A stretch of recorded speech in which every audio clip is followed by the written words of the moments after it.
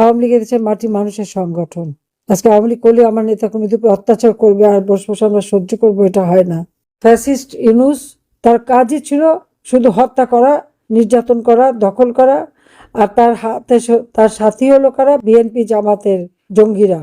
যে কোনো মানুষ তার একটা দল করতে পারে বা একটা নীতি আদর্শ মানতে পারে, জবরদস্তি করে একটা দেশকে বা একটা দলকে তো শেষ করে দেওয়া যায় না। বারবারই তো আঘাত করেছে, বারবার আওয়ামী লীগের উপরে হামলা, জাতির পিতা বঙ্গবন্ধু শেখ মুজিবকে হত্যা করলো। আমি হারালাম আমার মা, আমার ভাই, আত্মীয় পরিবার। তখন তাদের চিন্তা ছিল যে আওয়ামী লীগ বোধহয় শেষ হয়ে যাবে। আওয়ামী লীগ এদেশের মাটি মানুষের সংগঠন। আজকে আওয়ামী লীগ করলে আমার নেতা কর্মীদের উপর অত্যাচার করবে আর বসে বসে আমরা সহ্য করবো, এটা হয় না। বারবার এই অত্যাচার এসেছে। আওয়ামী লীগ কখনো প্রতিশোধ নিতে যায়নি। তাহলে 2001 সালে ওই বিএনপি যখন আমাদের অগণিত নেতা কর্মীর উপর নির্যাতন করেছে, 2009 সরকার গঠন করে আমরা কিন্তু তার প্রতিশোধ নিতে পারতাম, কিন্তু আমরা তো তা করিনি। দেশের উন্নয়ন করেছি, মানুষের অন্ন, বস্ত্র, বাসস্থান, চিকিৎসার ব্যবস্থা করে দিয়েছি, ঘরে ঘরে বিদ্যুৎ দিয়েছে, রাস্তাঘাট, পুল, ব্রিজ করে মানুষের জীবন মান উন্নত করেছি, ডিজিটাল বাংলাদেশ করেছি, মানুষের জীবনটাকে উন্নত করে দিয়েছিলাম। কিন্তু আজকে কি অবস্থা? এটা গভীর চক্রান্ত করে ক্ষমতা দখল করে এই ফ্যাসিস্ট ইউনূস তার কাজই ছিল শুধু হত্যা করা, নির্যাতন করা, দখল করা, আর তার হাতে তার সাথী হলো কারা? বিএনপি জামাতের জঙ্গিরা।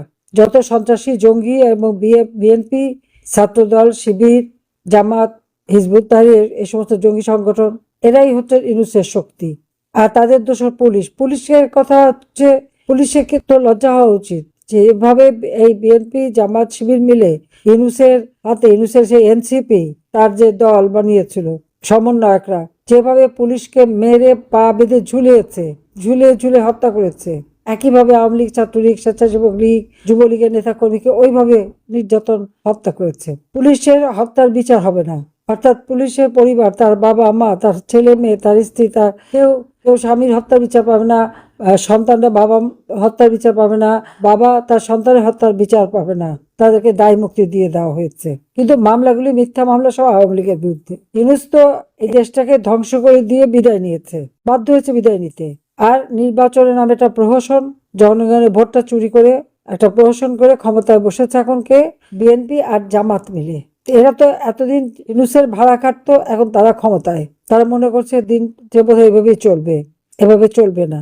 আজকে জিনিসের দাম বেড়ে গেছে, মানুষের জীবনের নিরাপত্তা নাই, মানুষের কাজ নাই, ক্রয় ক্ষমতা কমে গেছে, উৎপাদন কমে গেছে, কৃষক, শ্রমিক, মেহনতি মানুষ সবাই কষ্টে আছে, ছেলেমেয়েরা লেখাপড়া শিখতে পারে না, হয়তো ইউনিভার্সিটি বন্ধ করে দিয়েছে, বিদ্যুতের অভাব।